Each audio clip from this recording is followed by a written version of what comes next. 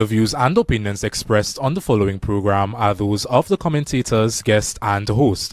They do not explicitly or necessarily reflect nor represent the policy or the views held by Tobago Updates or this network. Tobago Updates or this network cannot be held accountable for all or any views expressed during this program.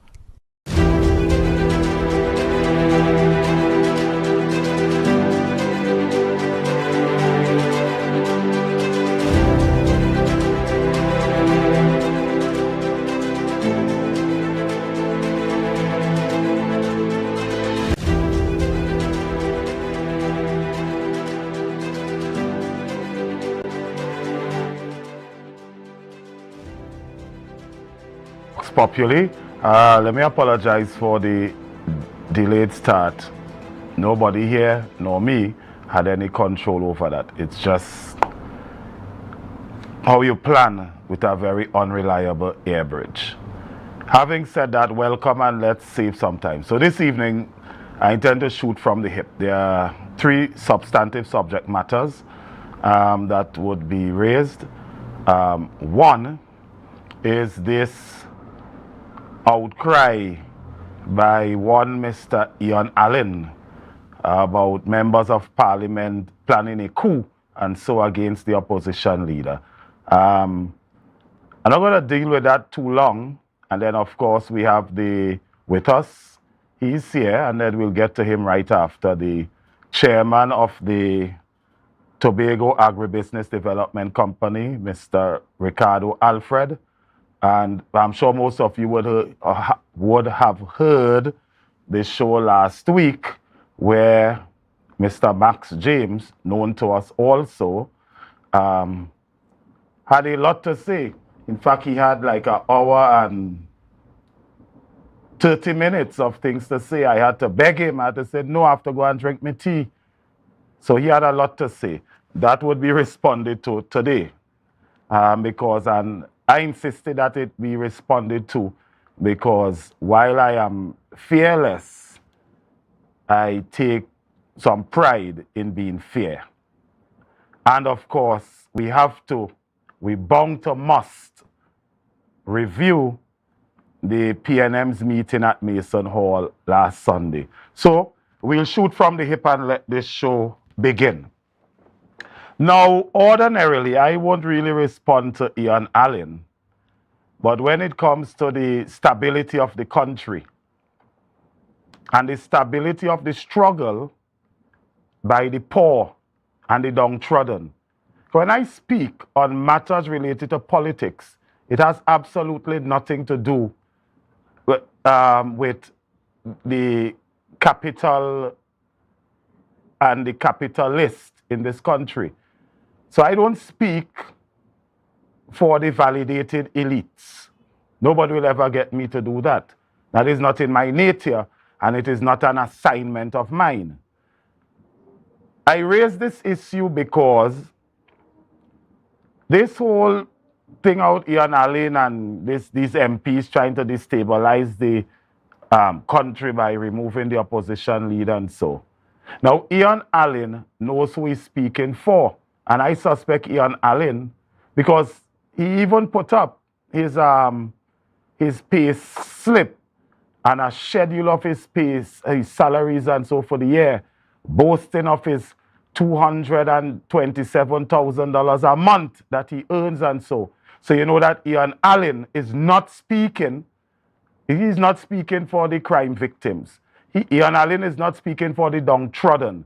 Ian Allen is not speaking for the woman who have been making a hand fares since 2015 when Rowley became prime minister to survive. He's not speaking out the woman who have to engage in prostitution, call it by any other name. Whispering to a man, I want some money to buy milk, and he give you some money. I mean, whether or not she on the street or on Morris Street solicited, call it by whatever description, whatever alias you attach to it. There are women who have to engage in that to live, to pay bills, and that have been happening since 2015. And these people had to do that. There are a lot of people unemployed. There are qualified persons with degree who have to be working, and I mean, I'm not casting disparity on anybody's employment, but there are people with degrees albeit they're not PNM, and so they had to, I know someone with a master's too, in fact, who survives because he can't go abroad at this time. So going overseas is not an option for him. So he survived by using his car to work with KFC. So every time there's a delivery, I think he make whatever the taxi fare from the area may be. So that is how he makes his money, and then sometimes he's well, boy, I make out $200-300 a night. And he lives that way with 2 masters only because he doesn't support the PNM. So there's a real struggle by hundreds of thousands of people in this country who wants to see the back of Rowley and who wants to see the back of this government.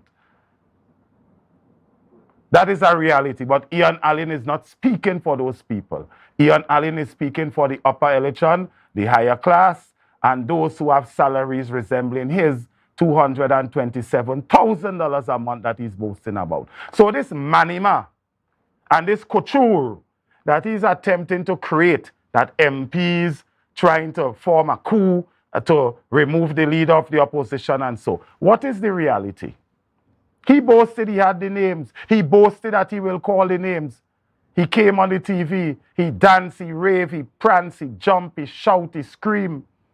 And after that, not a drum was heard, not a funeral note. He called no names. And he called no names because there are no names to call. There are no names to call. What he's engaging in is mischief. And if the UNC has a party, and I know that Kamala has some supporters here in Tobago, Sister Bernie, June Jack McKenzie, and they are my friends. I like them. But I know they're also Kamala loyalists. And we have to engage in some reality in this country. I stood by Kamala Persad-Bissessa's side when the reality of getting back into government with Mr. Pandey as leader was minimal or nil.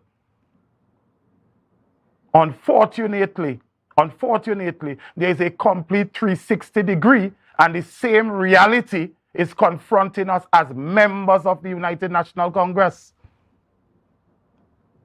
And so if a decision has to be made, a decision has to be made.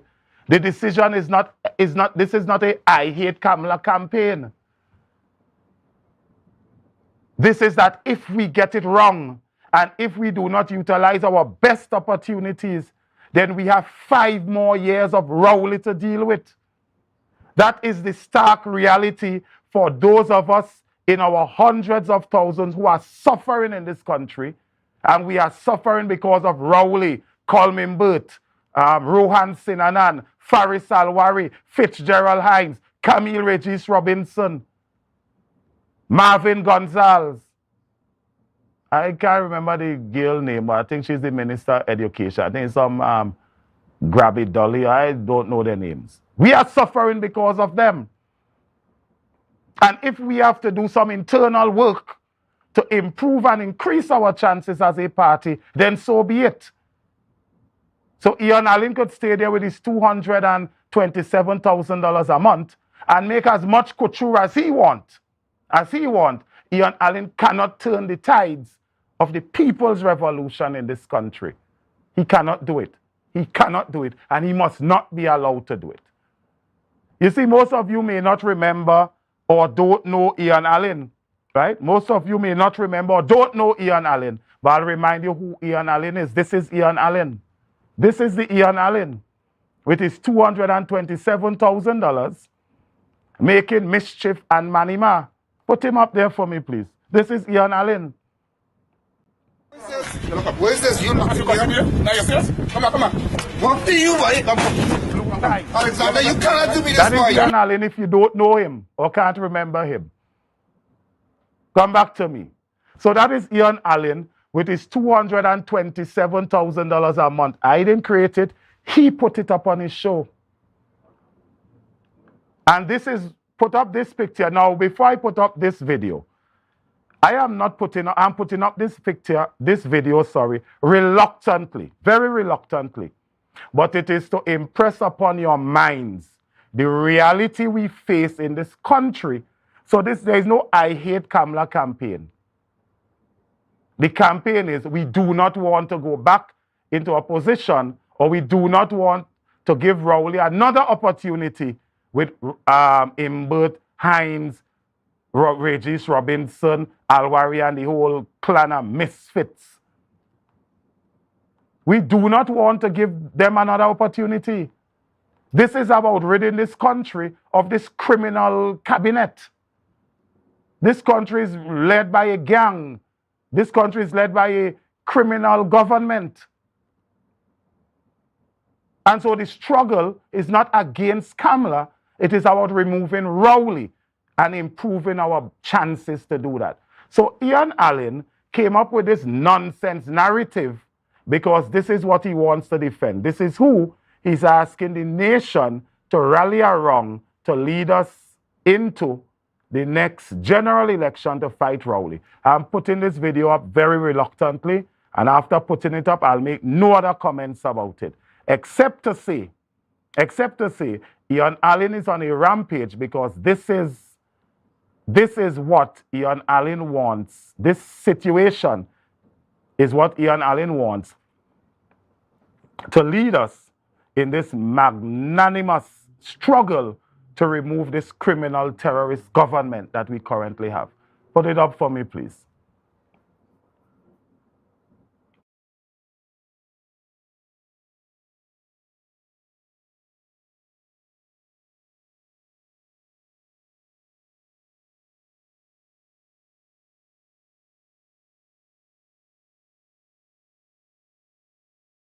And it's because we love her. It is because we love her. We would prefer to see she retire and give this country a fair and improved opportunity to remove this criminal terrorist government we have to deal with and live under on a daily basis. All right, so I'll say no more about that at this time. June, I really not in the mood for that right now. I'm not in the mood for that. Because when you all had the issue that was confronting you all and the reality of removing Watson Duke as your leader or getting out of the PDP was a reality for you here in Tobago, nobody intervened or had nothing to say about that, June. Allow us in Trinidad and in the UNC to do what is best for us. Right. So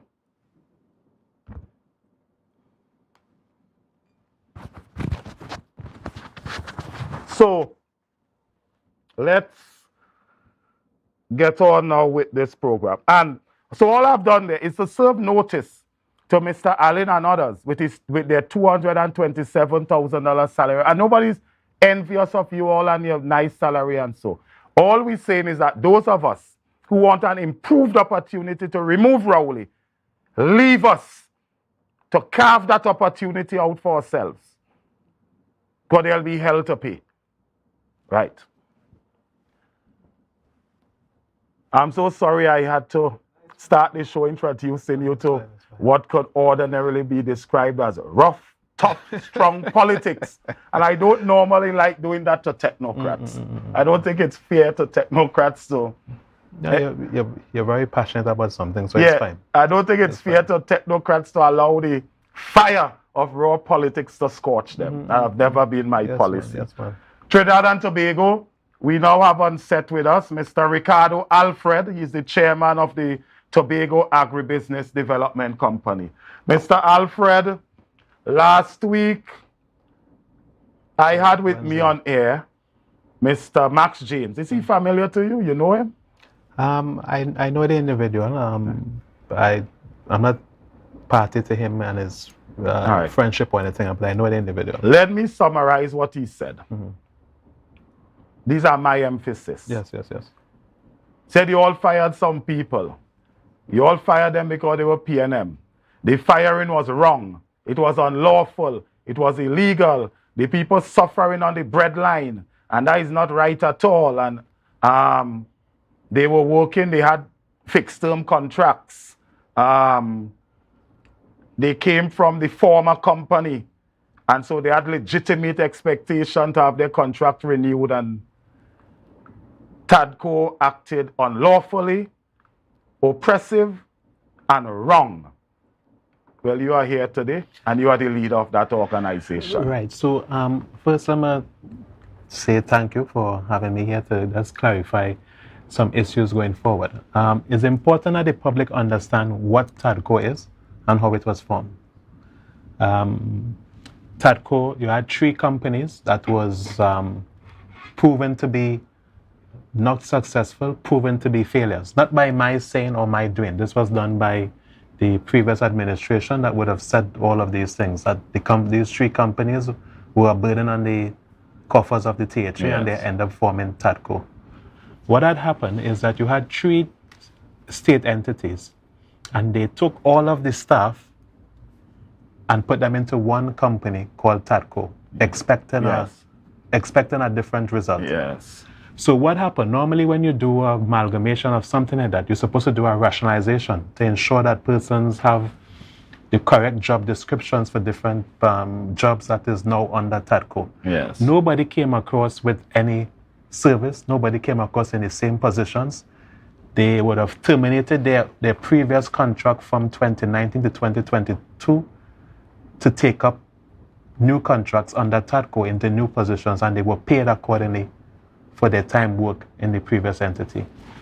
In coming on to TADCO in 2022, a human resource audit was done, which it was very alarming that you had a lot of issues there. You had persons making more than their supervisors, managers,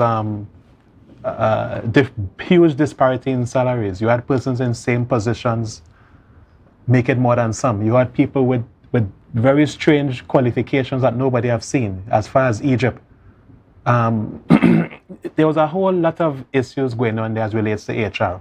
And this is the first contract under TADCO. They know that when they signed the contract in 2020, it was a 3-year term.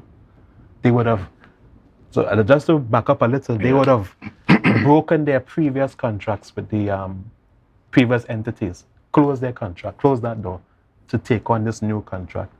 So when people are saying that the persons have 10 years, TADCO was only formed in 2020. I don't want to interrupt you, but I don't want this to escape my mind. Right. So you're saying, in fact, before I do, let me ask you, so the previous companies, those companies were seized? Shut down, closed. Right. Were they deregistered and yes, so? Yes. So they right. And as chairman, I mean, I don't know, I must ask you. Yes. That I'm sure you are aware that a company is an individual of its own. Yes. Right? So I think in law, so a company is a person. Mm-hmm. It may not be a breathing person, but a company is a person. Yes, exactly. So those companies that they were working with prior to TADCO, those companies, for all intent and purposes for the discussion, those companies, those individuals are dead. Those persons are dead. Yeah, those 3 entities, the 3 companies no longer exist. And they are deregistered. Yes.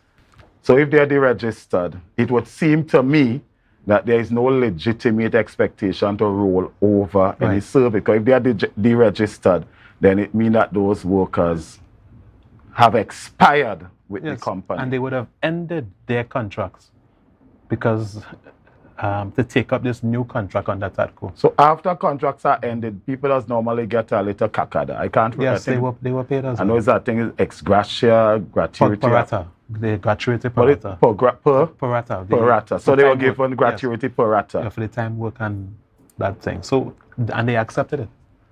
So it's kind of strange when I'm hearing a lot of these accusations by an individual who would have said that, that he wanted us to continue. So we were doing a poultry program where we would have impacted on getting the local persons right here on Tobago to do poultry. Poultry is the cheapest form of protein and the cheapest meat on the island. Yes. And when you buy a foreign chicken, and I want people to understand that when you buy a foreign chicken, the person mining the chicken already gets paid. The person slaughtering the chicken already gets paid. The person doing the packaging and shipping already gets paid. And that goes straight into your household. There's no development there. And we took a decision as a board to focus on the local people. So we did the poultry program, where it's contract farming, where we would have had various help from the Trinidad entities, Master Mix, Arawak, and these other entities to assist us in building out this program. Master Mix would have reached out to us in this week saying that they have 25,000 birds ready for us. Are you ready to start? I think based on memory, I know that those companies, they have a module. Yes. So that they set up for you, you rear, mine. Same thing, contract farming, contract poultry farming. And then, so they know that at the end, and they send quality assurance officers to keep you. Yes, and they took workers from TADCO to their office in Trinidad, train them the and module, that type of thing. Yeah. So TADCO is merely repeating a successful module to keep some economy being generated here on the island. The end of Am I correct? Yes, that is correct. Look what happened. You had the caboose that was down for some time, and we were able to supply chicken at a sale and to a local franchise to their restaurants throughout this whole disaster. I must compliment you on that. I was in Trinidad and I have a friend who is a hotelier up here, and he called me and asked me, you know anybody in TADCO? Said, why? They're trying to get some chicken, but the amount I want to buy, I don't want to look like a hoarding. I said, I know absolutely nobody in TADCO. I don't even know where TADCO is located. This entity was able to buy about 1,800 birds every week to supply the local fast food outlet in Tobago. And we were doing a sale at the time. And so when I hear people going on the station and then talking about the chicken smell bad, the chicken ain't look good, and I'm wondering, is your own people that you're actually saying that about, But you want to focus on a foreign chicken that you don't even know. Well, Chairman, let me tell you this about critics, and I hope you learn this soon. Now that you're in public life, there would always be a wicked thief on the cross. Whatever you do, there'll always be a wicked thief on the cross. You can't get away from that. So, the HR nightmare. You did say some persons were drawing more than managers. Some people working for more than the supervisors. Yes. The salaries is more than the supervisors. And you had persons, one person would have started with 6 subjects in 2019. After verification, he ended up with 1. And I really don't know what type of verification was done back then, but we have to ensure... No, but you see, I have to ask you this. I'm sorry if I interrupted you. Yes. But I have to ask you this for clarity. I'll give you a quick example. I was executive director of the Ministry of People and Social Development, and they had put the URP under my purview. I wanted an engineer, but there are some social projects we wanted to roll out. And the PS recommended to me one Mr. John. He was director of engineering with Works and he retired. Right. So you know the public service, familiar with what he has to do, the rules and so. And I had to bring him on as a contract employee. And I had to offer him a salary. And when I did, the PS tell me, well, this is not the rules. You don't hire people as the director. You can't say, listen, you can't pay more than me. I said, well, I want him. And I don't have an ego problem. And if the man is the best on the block, I don't want the private sector to sweep him up. And then we don't have the resources he have to offer. I want to get these projects off and running, so I want the best. So I have no difficulty paying Mr. John something like twice what I was getting. Is it a case like that, that those workers drawing more than their supervisors had a very rare skill that the organization then did not want to lose, and so they were prepared to pay them more? So what is happening is that we have to understand industries. Yes. There's industry standards, but there's also industry outputs. Yes. So what you were mentioning there is the output that you would want to deliver to persons. Prior to TADCO, prior to our new board coming on board here, we didn't have Saturday operations. Okay. Keep in mind that financially, we made an average of $12,000 on a Saturday with 2 workers. With 2 workers. And less working hours.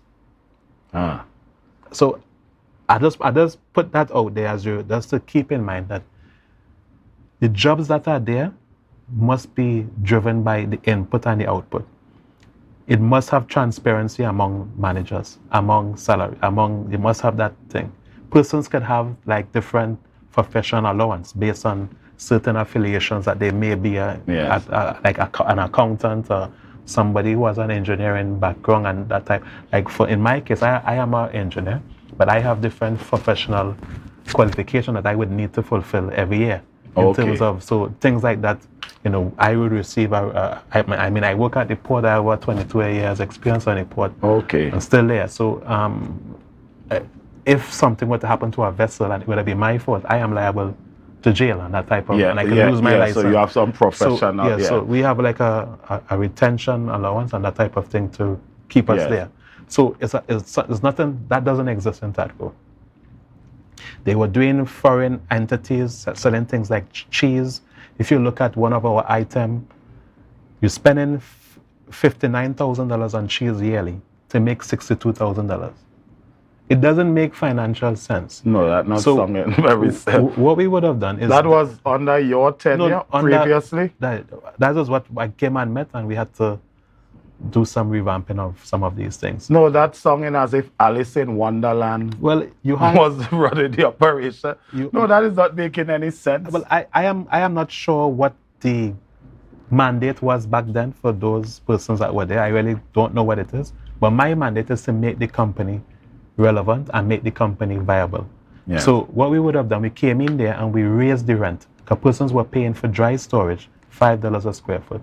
And we said, no, we're going to bring it to $10, but the existing tenants, we brought them up into 3 years. So the first instant, they went to 6. Bring them up incrementally. Yes. And then it went to 8, and now next year it'll be 10. We had a company by the name of West Indian Traders. They came in, they spent $300,000 on the compound. They would have rented one space, and they rented a larger space. And they are paying $7, and then they will go up to another figure the following year. Because we have to ensure that the company is viable. Cold storage, 29 cents they were paying before, 29 cents per kilogram. And I came and met a bill of $1 million. 29 cents? 29 cents. And they had persons that were owing them since 2015. So we would have done a lot of work to bring our books up to order and to ensure that we make the company viable. Right now at TADCO, we have the poultry program. We would have worked with the livestock sector. We train them how to slaughter animals, how to look for diseases and stuff like that, and we train them how to cut up the animals into specialty cuts. We're going to be having a space in the compound where persons can pay to get their meat cut up to sell to the supermarkets or the restaurants and stuff like that, and create a value-added product there. That is what we are building there. So clearly you all are focused on your work. Yes, development. Yes. Which is... Max James, I have no history of Max James being a madman. Right. None. In fact, I don't think he has, I don't know him and I don't think he's mad. Why then would he be so passionate about advocating for these workers? Well, I am not sure of what the agendas are.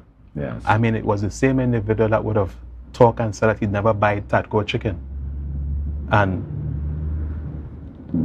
he never bought the TADCO chicken. Yes, he would have said that the chicken is not good and whatever. But so he have criticized. Yes, it would have. You have criticized. When I say yours, I mean TADCO. Yeah, it would appear that. So it might be a personal agenda. Well, I'm not asking you to say that. Oh well, sometimes you have to look at what persons want, and I like criticism. Yeah. I welcome it.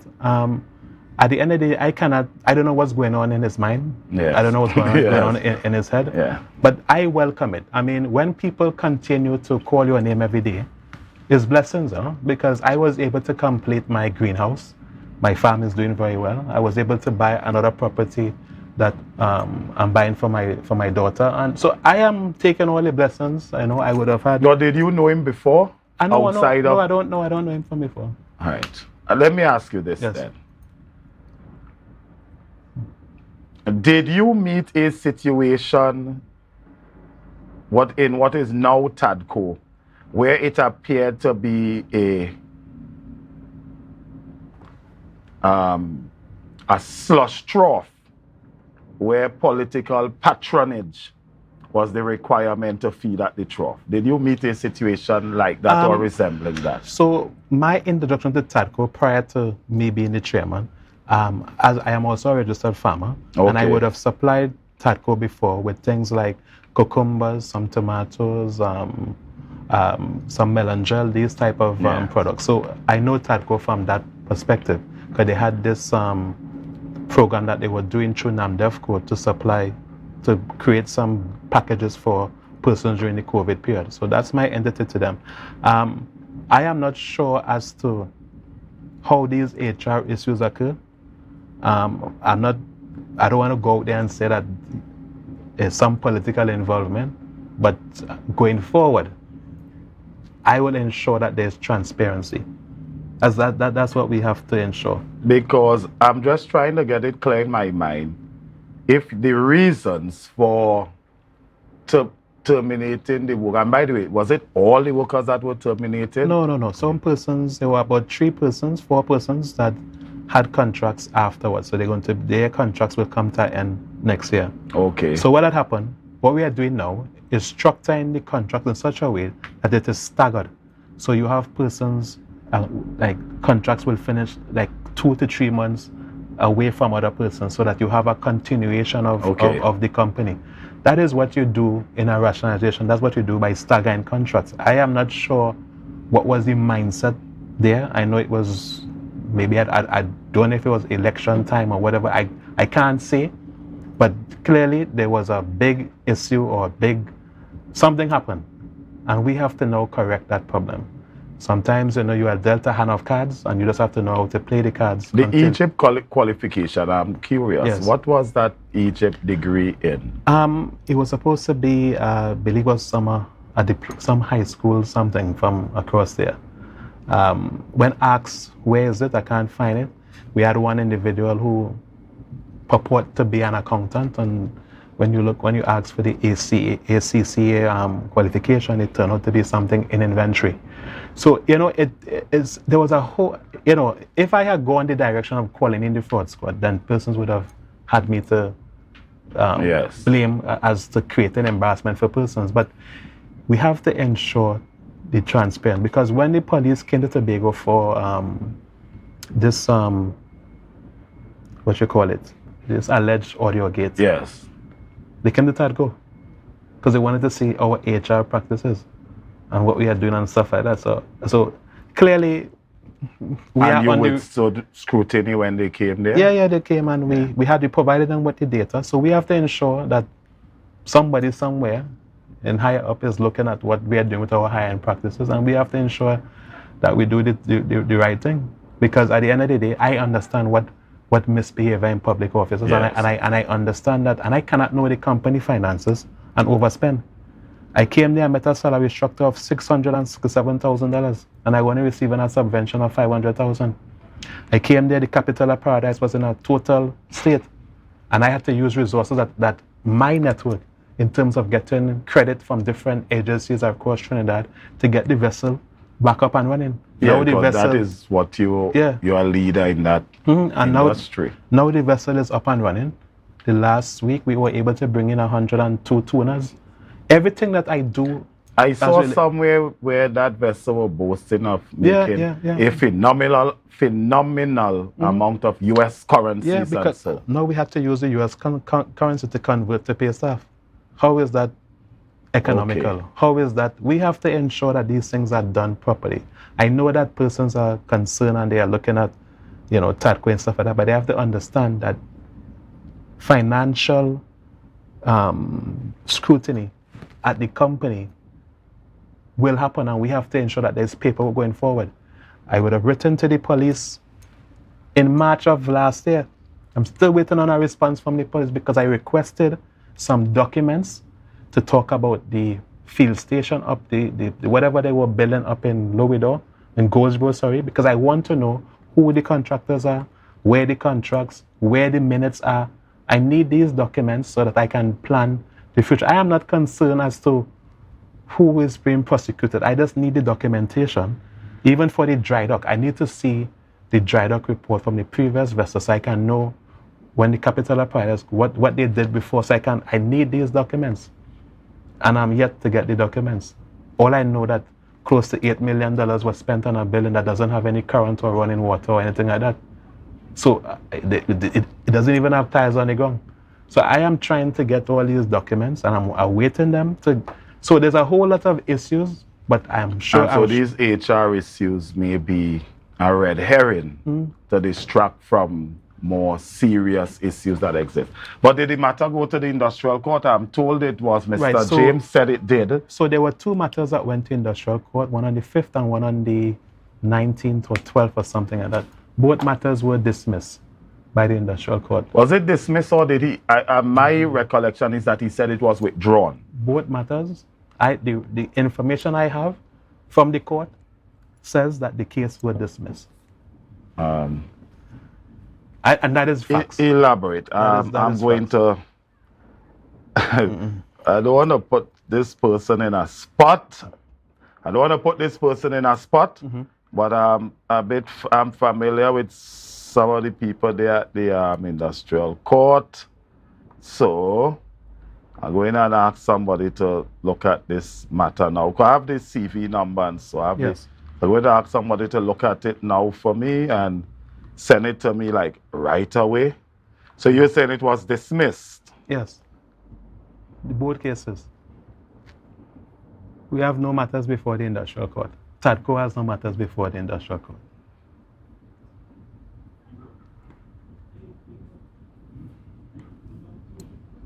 Because I'm thinking that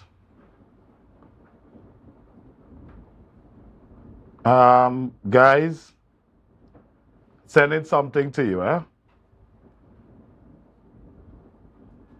Sending something to you.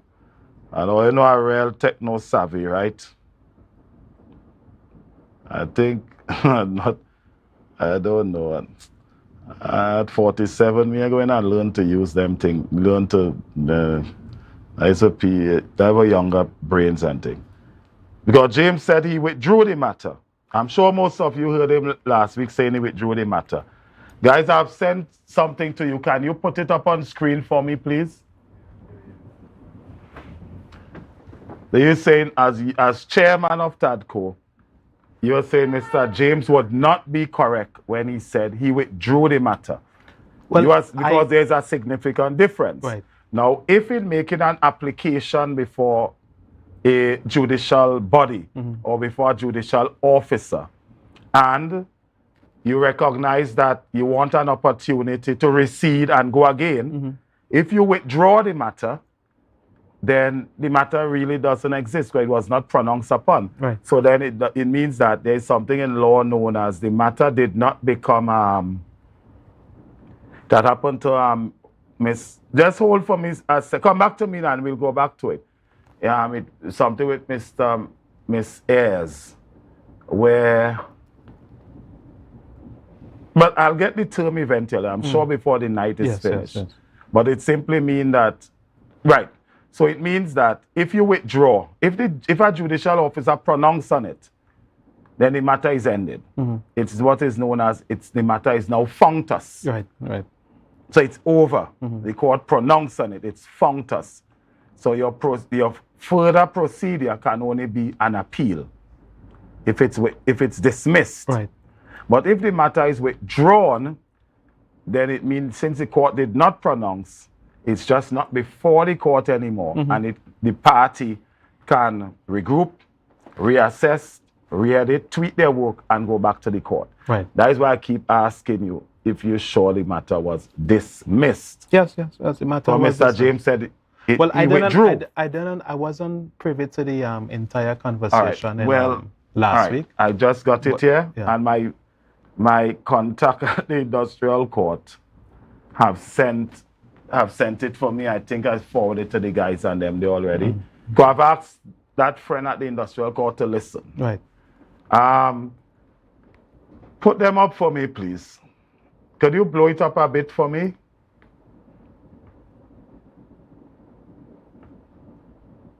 Could you blow it up a bit for me? Yeah.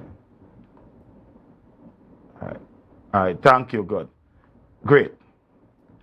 So, is this the matter that for agreement, is this the matter we all speaking about, Mr. James? Well, I know this is the matter. A matter between the Public Service Association and the Tobago Agro-Business Development Company, TADCO, the employer. Yes. All right. And so it's an application for an injunction. And that application was substantively for one Miss Sandra Alexander, yes? Yes. Right. Scroll to the end. Scroll slowly too. Yeah, scroll. Next page. No. Sarah said slowly, guys, slowly. Oh, that is it? All right, there should be another page after that, yes? Yes. Yes, go down. So this is the same matter in which Mr. James appeared. Go across, go down again. Right, so hold on, I want to read it. So upon an application having been referred to the Honorable Court by the Public Service Association of Trinidad and Tobago on the 5th of October 2023 for injunctive relief and coming on for hearing this day before this Honorable Court,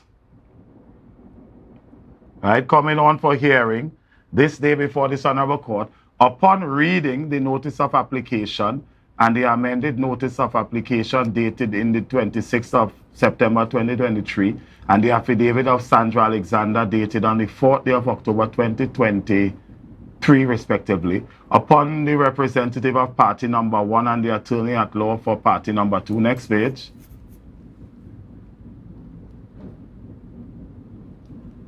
it is ordered that the application for injunctive relief is not granted. It is also ordered that the application for injunctive relief is hereby dismissed. Thanks, guys. Now, there's a significant difference, Trinidad and Tobago, in when the court say dismiss or if a matter have been withdrawn. Because if the matter have been withdrawn, then there is nothing for the court to pronounce upon. But if the court have said dismiss, then the matter is functus. That is just the reality. So it would seem to me that an application for an injunction made by the PSA, advocated by Mr. James against TADCO, was heard by the court and dismissed.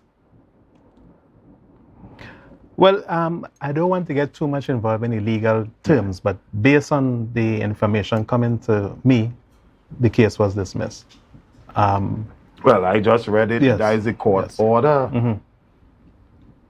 So TADCO were vindicated. Yes, that's correct, yes. On their decisions by the court. Yes? Yes. By all legal terms right now, yes. What's next? Okay. Mr. James raised another issue, and I am not afraid to raise this issue with it. I hope I'm not making you uncomfortable. No, you're not. Technocrats normally don't like doing interviews with me because they think I'm a bit uncouth and straight to the point and I shoot from the hip and so. Yes. So you have been vindicated. But Mr. James also raised the political part of that argument. That he said, I think I raised it in the intro, and I'm going to put the question to you now. He said that you're all on a rampage down there, and it's a case of I'm not quoting properly, it's a case of persons supporting this administration of the THA, where there's a case of the academics and the intellectuals treating contemptuously and with disdain and in a condescending manner to the grassroots supporters of the party. And it is on that basis those persons were terminated. Well, and then he said there'll be hell to pay. Hell to pay because the administration in Tobago will collapse. They would lose the election and so.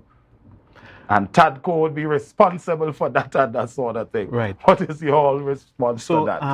I am a person that is guided by achievements and are guided by what TADCO has achieved thus far. I have never been called by any secretary or anyone in any political ties to do a decision that I am not in favor of. I believe in transparency. It doesn't matter to me the people who are coming on now, whether what political party they support, whether they are man or woman or whatever the case is. I believe in having the right people. We would have received over 800 applicants and they would all be reviewed and we would have the correct people there. I do not believe in taking persons and putting them in position that I know that they cannot handle. I strongly don't believe that because, I mean, I have family, I have a young daughter, which I hope that one day will grow up into somebody that, based on her merit and based on her qualification, she will be able to get a job that she's duly qualified for. I am an examiner, an engineering examiner, where I examine people regular as to competence, and sometimes, you know, in these interviews, when I examine them, you know, I would want to know, put them in a space where they are comfortable. So I deal with this type of, you know, assessment all the time, and I strongly believe that, you know, success, we must look at success as a journey and not really a destination, and let persons grow in terms of developing. I am all about Tobago and developing Tobago, and Tobago will be, TADCO, that is, will be one of our greatest achievements. With the Capital of Paradise, the poultry program, the livestock. In June, I want persons to hear this, in June, from December 1st to June next year, we are going to be looking for 1,000 young animals, whether it be goat or sheep, to definitely build the mega farm project that we are pushing. And, you know, there are different things that are going to be coming out. There's something called a set net with the fisher folks, where we're going to be having a consultation on the 16th of this month to let persons understand what this set net is. The set net basically is a permanent net, fixed net, used for catching bait. We're going to be having stakeholders from Trinidad, the Longline Association, coming to Tobago, where Tobago could now have an added value in terms of bait. Big industry, you know, massive industry. Capital of Pride had to go to St. Vincent to get bait. The sacrifices that me and the board and members have made, and I'm just going to give you some example. The Capital of Pride have a satellite phone. I have to call them to make sure that they are okay. These satellite phones are very costly. Sometimes my bill is over $3,000, and I have to ensure that these guys are out there and get the best and do the best at their time, because it's not easy being out there. Being a fellow seaman, it's not easy, and ensure that if the weather is bad, I have to continually monitor the weather, to ensure that they are okay and they get the fish. And those guys are committed, and they all want to develop. That boat has so much potential in terms of earning so much forex. And I'm at the position where I'm actually looking at other persons who have reached out to me looking for TADCO to manage their asset. In terms of the capital, the Capital of Pride was the first boat in Trinidad and Tobago to receive its fishing authorization to fish into international waters, and this is a big accomplishment. So you're all at the Pacific level. Yes. So everybody could boast about the Atlantic. Yes. So every time somebody tell me about the Atlantic, in my mind, okay, you're just another vessel. Yeah. So when you're talking Pacific, then you have my full attention. And so the Capital of Pride can go anywhere. We have a list of fish species that we can catch. Our target species, yes, is yellowfin tuna, but we catch other stuff that comes on the line. And the fish came in on Friday. By Saturday, sold out to different hotels and stuff like that. And that 100 and something tuna that came, you're looking at over 60,000 US one time. Chairman Alfred, this is where we have to leave it. But I want to say to you that I'm happy you came. Mm-hmm. And I'm sure the public, having heard your version of the events, and I want to thank my friend, you know who you are, for sending the judgment for me. You know who you are. I won't call you. I won't call your name.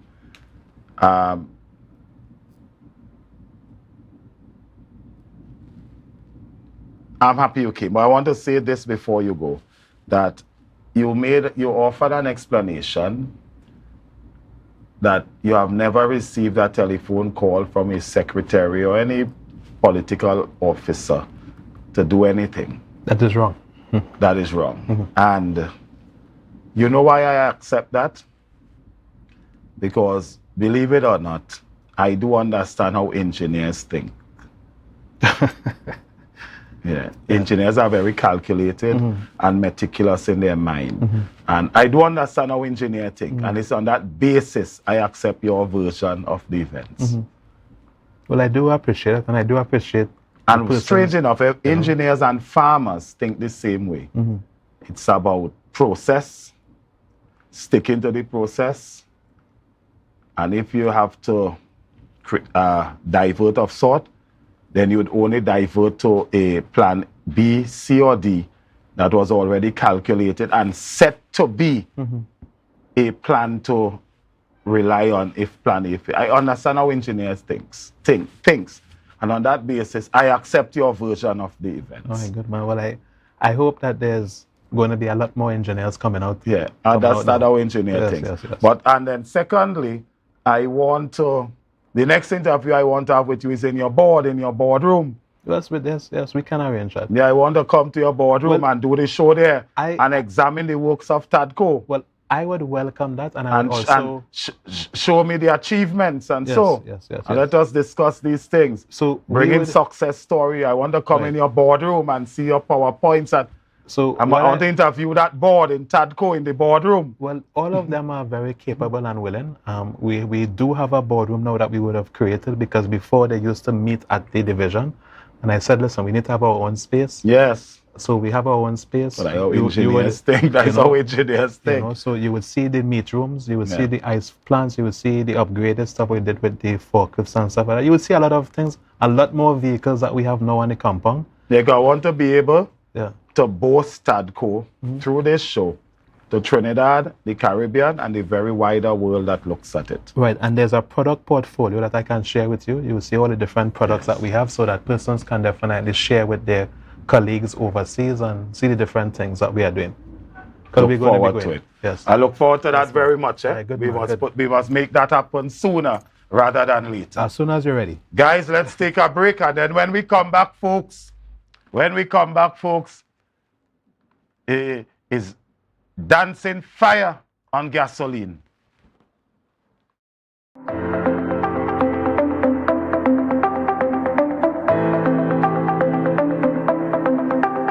Full disclosure with the executive every Thursday at 8 p.m. only on Tobago Updates. Real questions and honest conversations with the sole aim of keeping you fully in the know. Full disclosure with the executive every Thursday at 8 p.m. only on Tobago Updates. The Division of Settlements, Public Utilities and Rural Development has relocated its Crown Point office to Glen Road in Scarborough to better serve you, our clients. Our main office is located at the corner of Glen Road and Glen Road Branch Number 1, the building formerly occupied by Costa. Our grant and electrical inspectorate services can be accessed at Number 2 Montessori Drive in Glen Road, Building 1 and 2.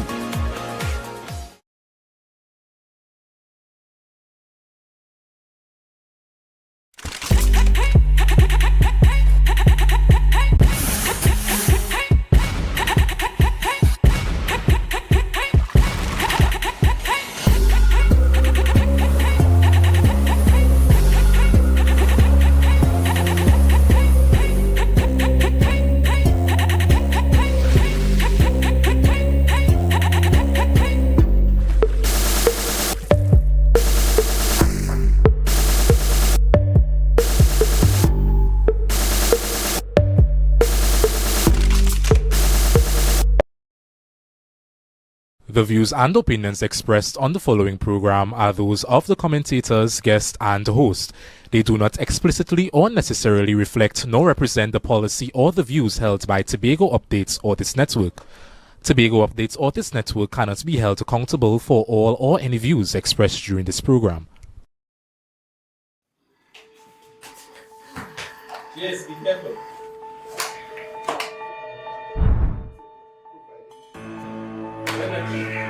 Honey, I feel I'm going to start to cook, yes, because these children are just hungry now, right? Okay.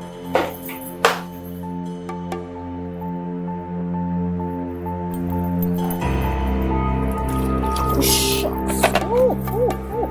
These plugs, oh my gosh.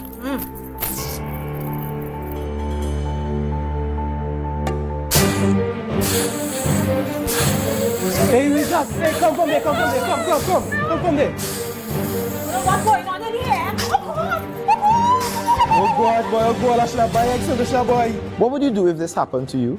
Dial 990 in case of fire emergencies and always have a serviceable fire extinguisher ready and available at all times.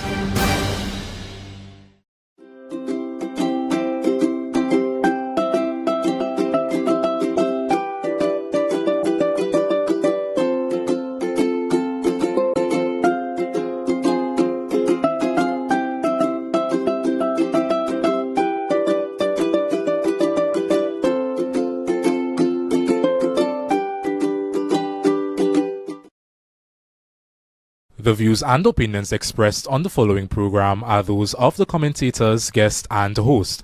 They do not explicitly or necessarily reflect nor represent the policy or the views held by Tobago Updates or this network. Tobago Updates or this network cannot be held accountable for all or any views expressed during this program.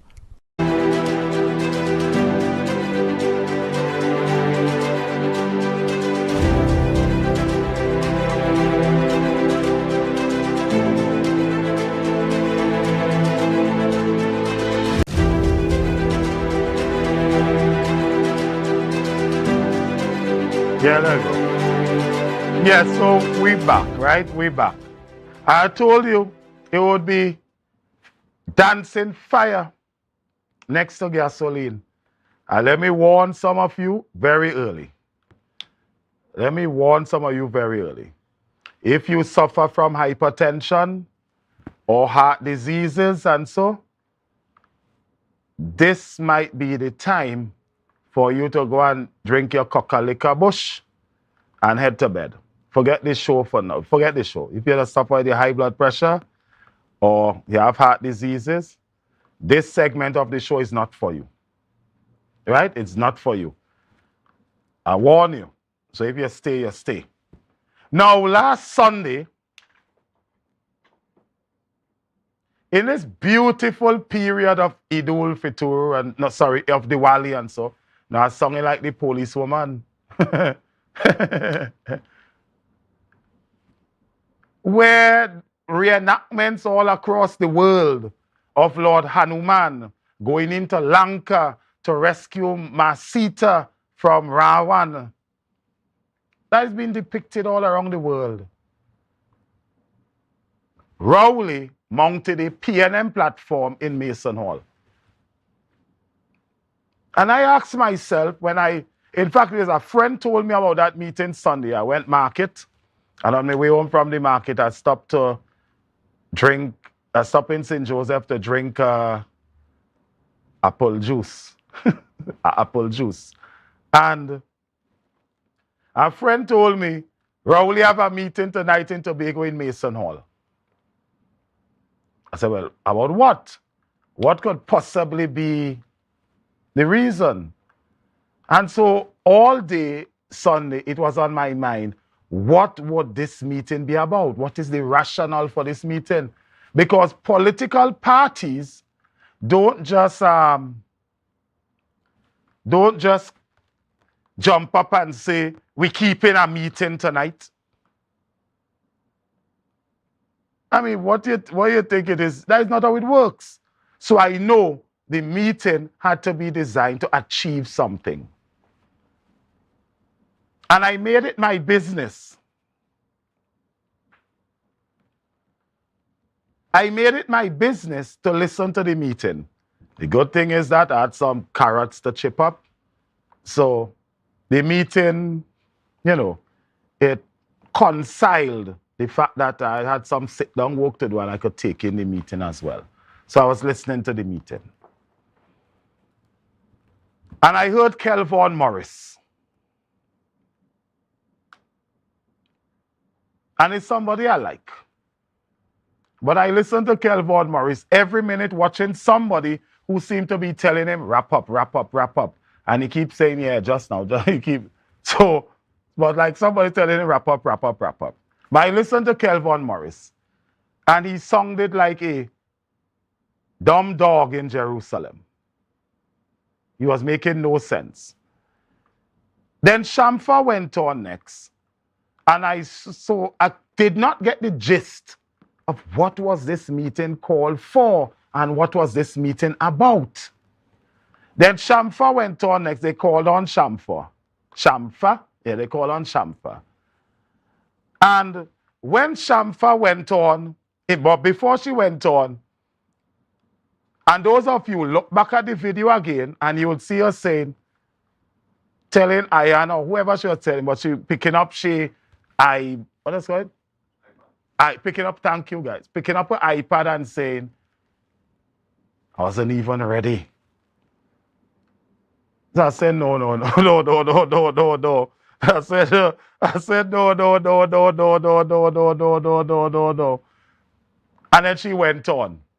And then she started making the point, we have to fight back. We can't just surrender.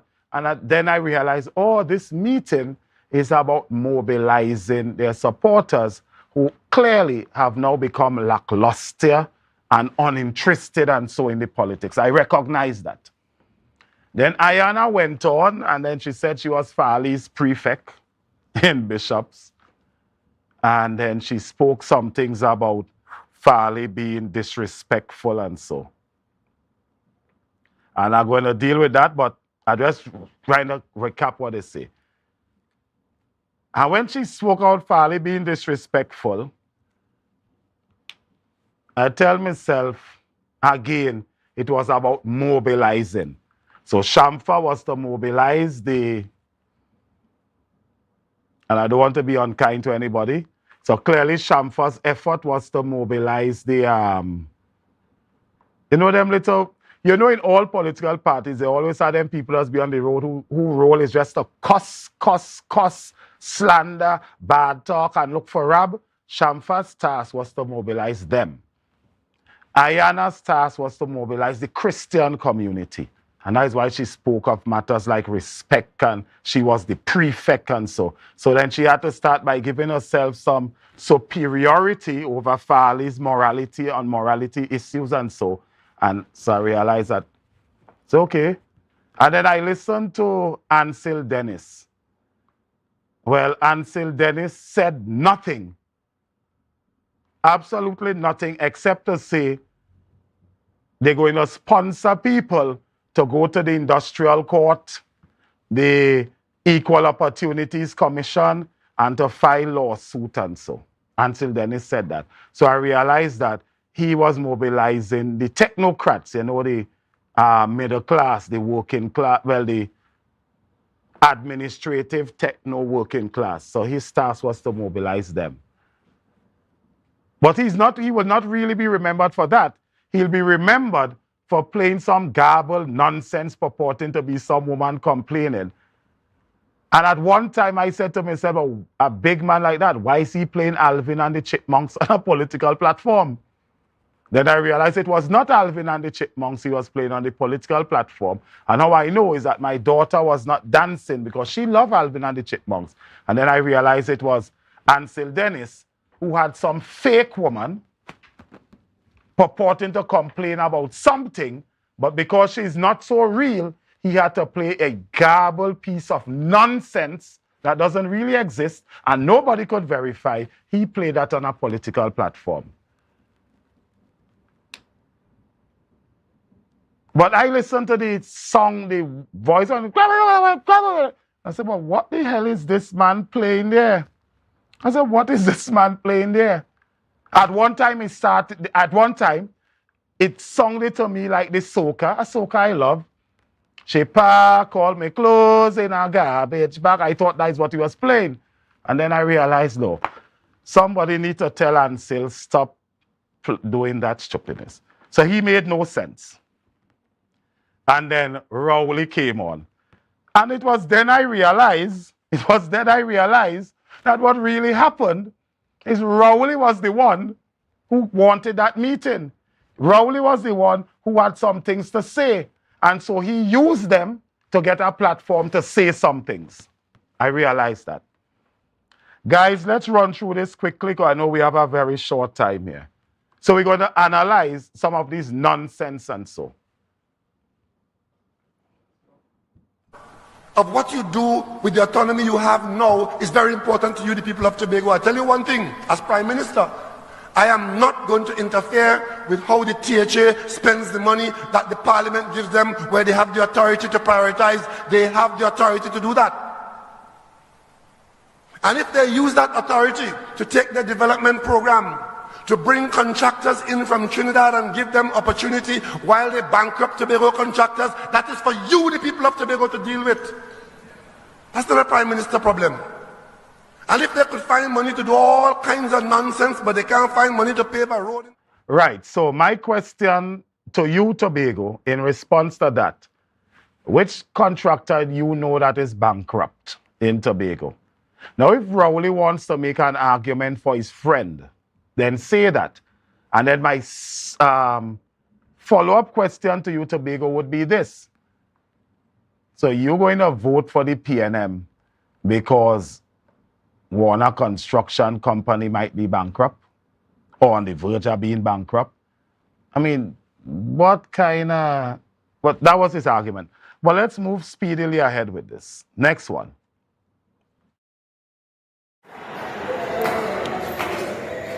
And for those who are obsessed with the string, if they understand... Look at that crowd carefully. It's not the digging up with the string that matters. It's where it was buried. Come back to me. So there are two things I want to respond to there. One was when he said, it's not where your neighbor's string, not the man who looking for your neighbor's string, but it's where your neighbor's string bury. I want to deal with that, but I also want to deal with that crowd. When you look at that crowd is a confirmation that the PNM in Tobago is a shadow of itself. And it is a shadow of itself because you, the people of Tobago, willed it to be so through the democratic process. I am not going to be unkind to anybody sitting there. Absolutely nobody sitting there. Except to say, if I was in political leadership or administration of the PNM, I would not bring out those aged people who are prone to arthritis and other ailments and flus and so in a rainy Sunday evening to fill a hall that we were unable to fill. That was just cruelty to the aged. There is cruelty to animals, there is cruelty to children, and there is cruelty to the aged. And that was being cruel to your aged supporters. And when you look at those people that they brought out, those people, and we must respect them for it, those people are PNM till they're dead. And nothing is wrong with that. That is okay. That is their right. But look at that crowd. Look at that crowd, Tobago. Stay on it. Don't come back. Stay on it. Look at that crowd, Tobago. That crowd, hold on it, was made up of former members of the House of Assembly. By and large. And some diehard stalwarts. So when you put that crowd together, right? When you put that crowd together, they don't even have enough people there to dance cocoa.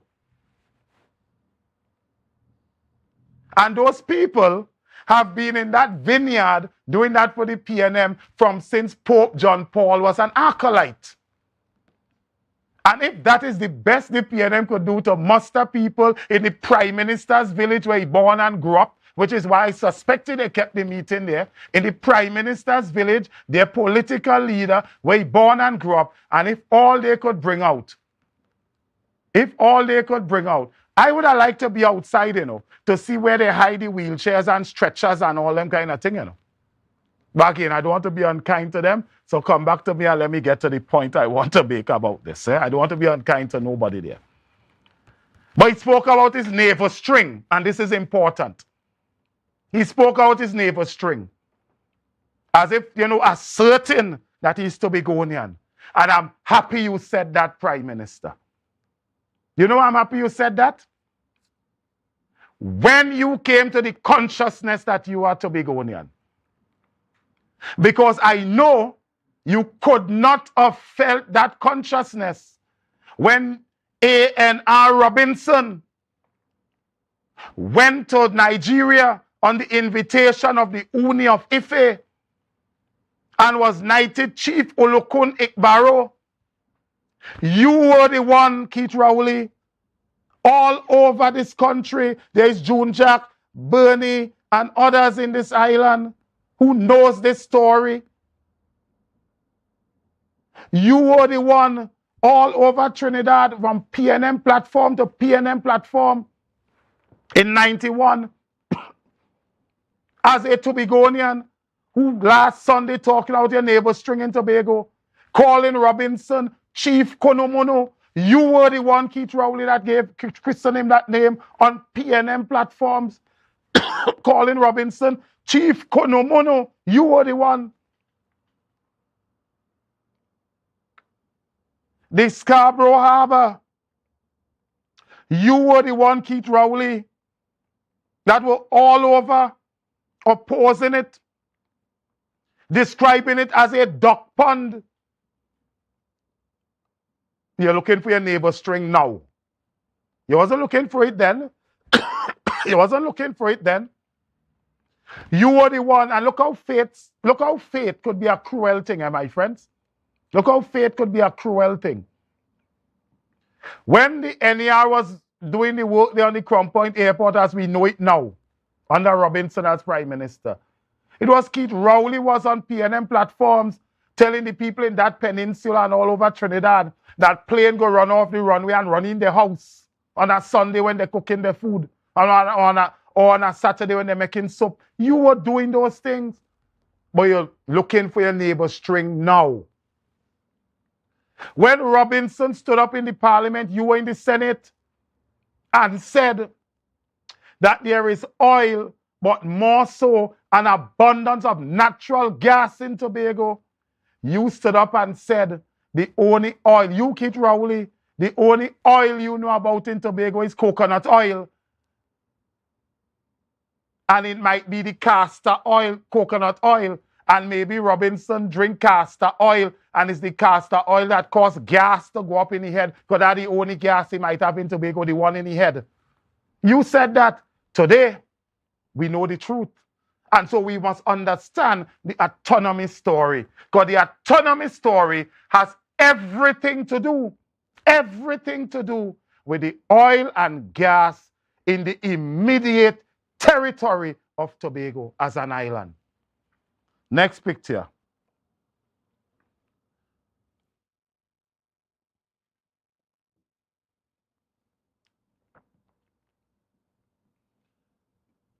No, next picture. That's like showing me nothing. I mean, look at that. Look at the irony. Look at the cruelty. And Larry and that his lot man, they won't even help the woman with that heavy bag. Next picture. Now look at how Shampa is watching this woman with contempt and scorn, as if to say, what you touching me for? And you know it's a sad thing? The woman is standing up there smiling, you know. But Shampa is staring at her with consternation in a condescending way. As if to say, we feel you tonight. Before you go home, you're coming to touch me. You come to touch me for. Why didn't bring your grandchildren and them? It's only a whole set of old people. Few you come and fill up the hall. Or you do a trend, you do a grandchildren. Why didn't bring them?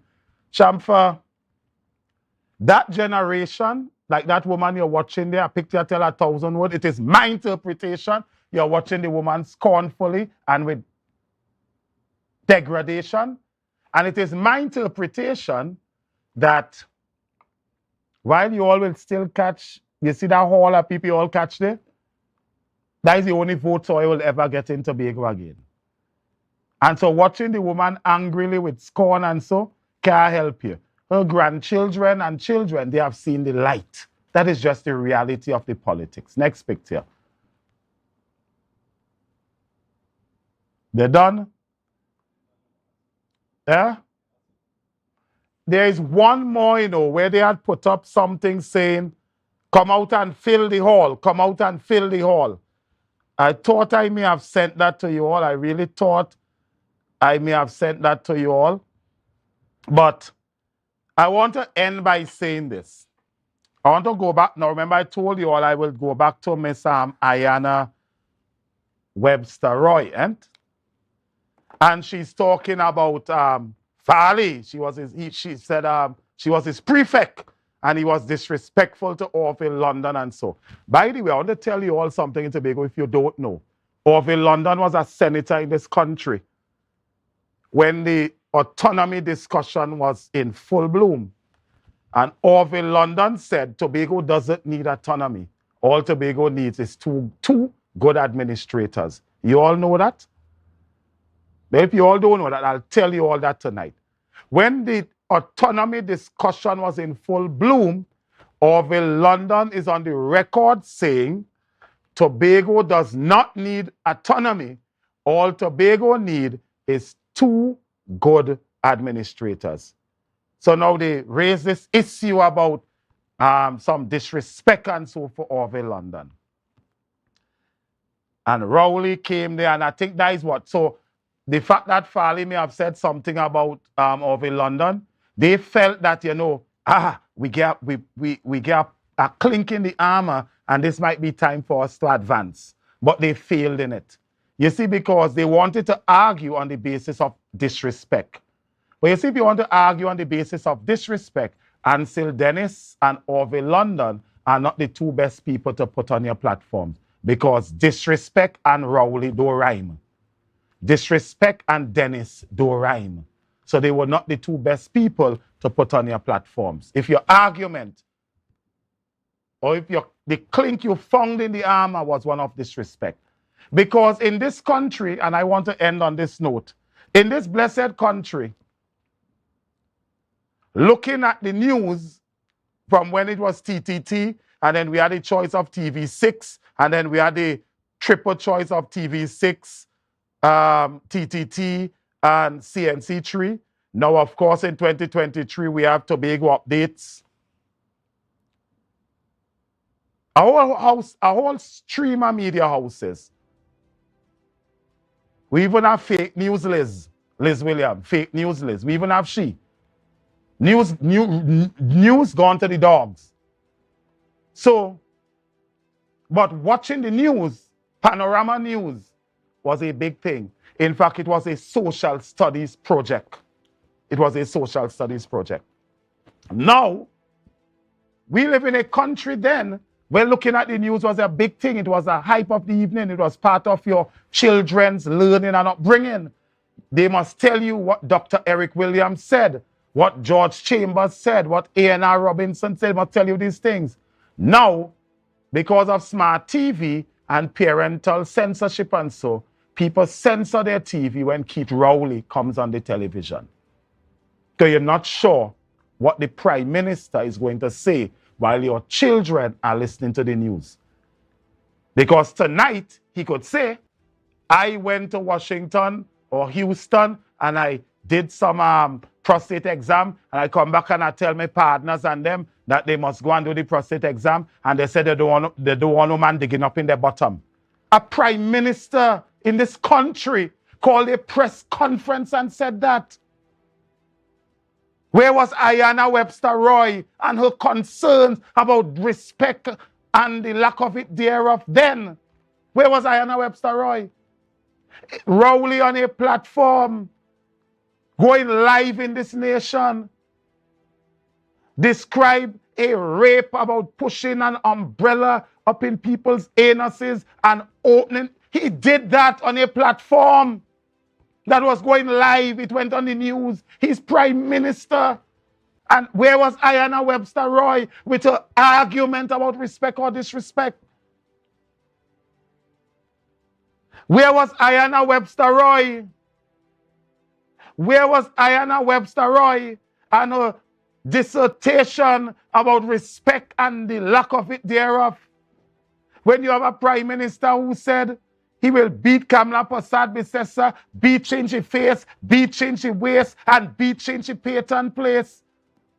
Women who have been abused, women who have suffered abuse in this country, that is not the language they want to hear from their Prime Minister.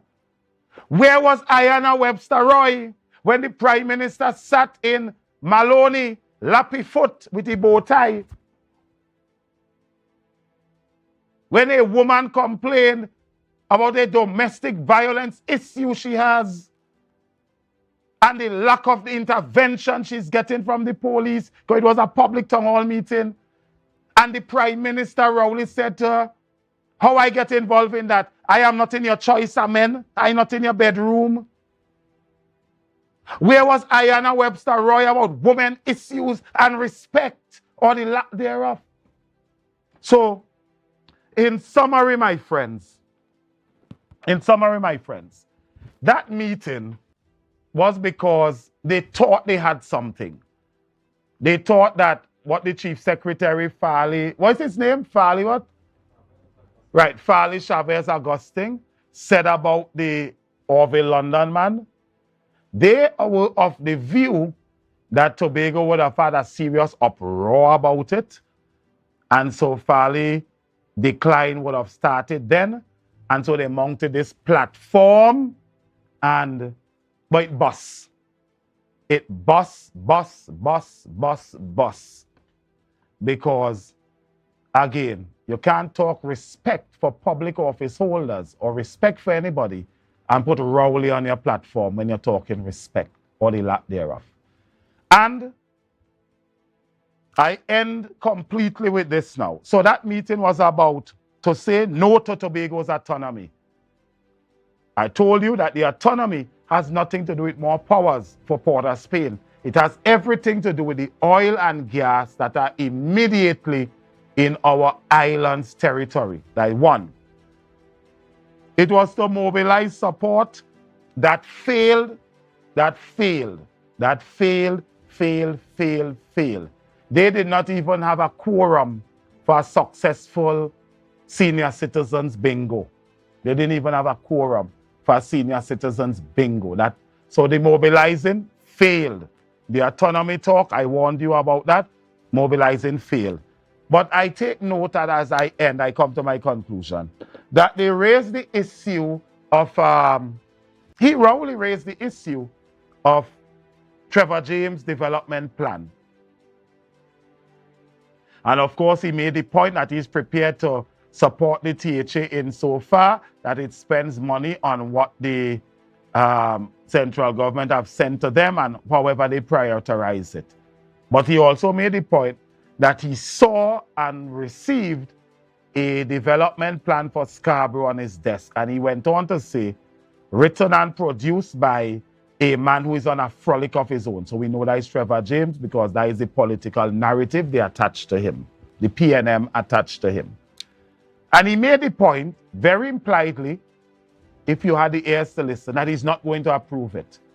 And Rowley reminded me of the Hebrew Bible, where Prophet Nehemiah wanted to engage in a massive capital project to rebuild the walls of Jerusalem. And so he sought approval from the king. And when he got the approval from the king, alas, there was Sanballat, Tobiah, and Ganesh the Arabian, who went out of their way to disrupt and curtail the capital project that Prophet Nehemiah wished to engage in. Tobago, be careful. That PNM meeting last Sunday ought to put more fire in your belly to stand in defense of Tobago. And so I want to say to you as I close, whatever you do and whatever you say, never surrender to PNM's intimidation. Never surrender on the struggle for autonomy. Never surrender to PNM's discrimination. Never surrender to the high-handedness of Port of Spain. Whatever you do and whatever you say, never turn back to the PNM. And never surrender. Good night. The views and opinions expressed on the following program are those of the commentators, guest, and host. They do not explicitly or necessarily reflect nor represent the policy or the views held by Tobago Updates or this network. Tobago Updates or this network cannot be held accountable for all or any views expressed during this program.